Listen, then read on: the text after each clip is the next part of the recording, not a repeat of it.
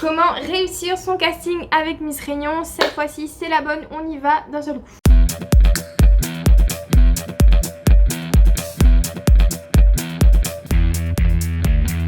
Miss Réunion pour moi c'est une jeune femme souriante, sociable et surtout proche de la population réunionnaise.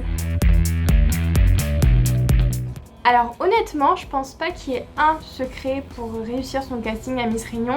Le plus important c'est de venir tel que l'on est, de ne pas vouloir jouer un jeu et d'être authentique parce que chaque Miss Réunion est différente, on a chacune une personnalité différente et c'est ce qui fait le charme de Miss Réunion. Donc franchement il faut venir tel que l'on est, profiter de l'instant présent et tout ira bien.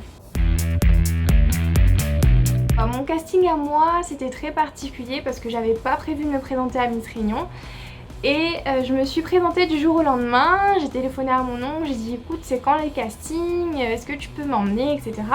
Donc il m'a emmenée, je me suis présentée, j'ai attendu que toutes les jeunes femmes passent et je suis passée la dernière et ça s'est super bien passé. J'avoue j'étais vraiment très stressée de passer en maillot de bain.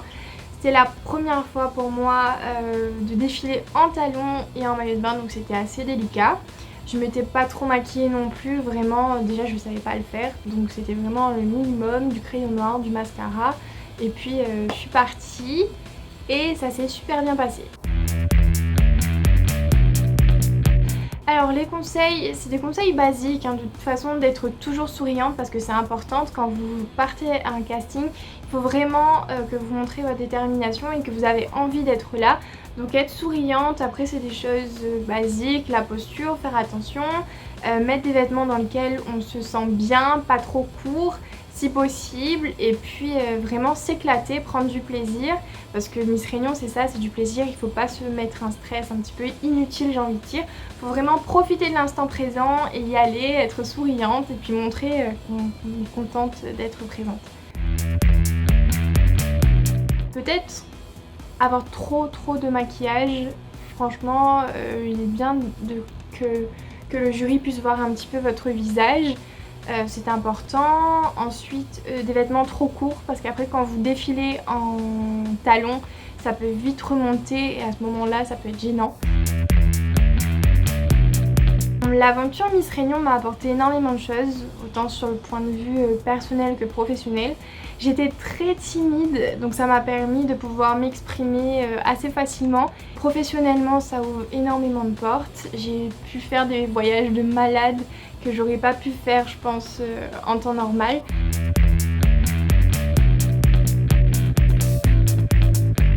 Il y a tout qui change, la perception de ses proches, la perception de ses amis. Quand on sort acheter une baguette, on est reconnu.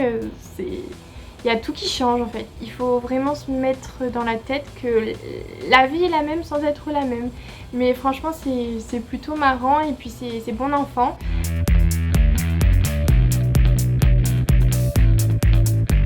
Moi je vous dirais tout simplement d'y aller. Honnêtement quand je me suis présentée à Miss Réunion je me suis dit je vais aller 2 mois en vacances, il y a un voyage. Je vais apprendre un petit peu plus sur les défilés, sur la mode. Je m'étais jamais dit que j'allais pouvoir gagner Miss Réunion. Et en fait au fur et à mesure de l'aventure je me suis dit et si tu pouvais être Miss Réunion, et si finalement ça pourrait être toi. Et ça c'est grâce à mes proches, grâce à ma famille qui me disait mais faut que tu aies confiance, faut que tu donnes tout et puis on verra, soit ça passe soit ça casse. Mais vraiment allez-y parce que moi je me rappelle où j'étais pas du tout sûre de moi, l'épreuve à l'oral j'étais hyper stressée. Et au final ça s'est super bien passé.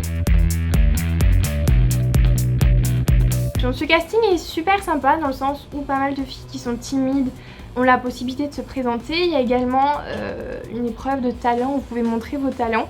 Donc ça c'est vraiment génial parce qu'il y a énormément de jeunes femmes à La Réunion qui sont talentueuses, que ce soit en dessin, en chant, en danse, etc. Donc je trouve que c'est vraiment intéressant et les filles n'hésitez pas, faites-le. On prend son écran, on prend son smartphone, on fait une petite vidéo et puis qui ne tente rien n'a rien. Donc voilà, rien n'est perdu. Go pour le défi!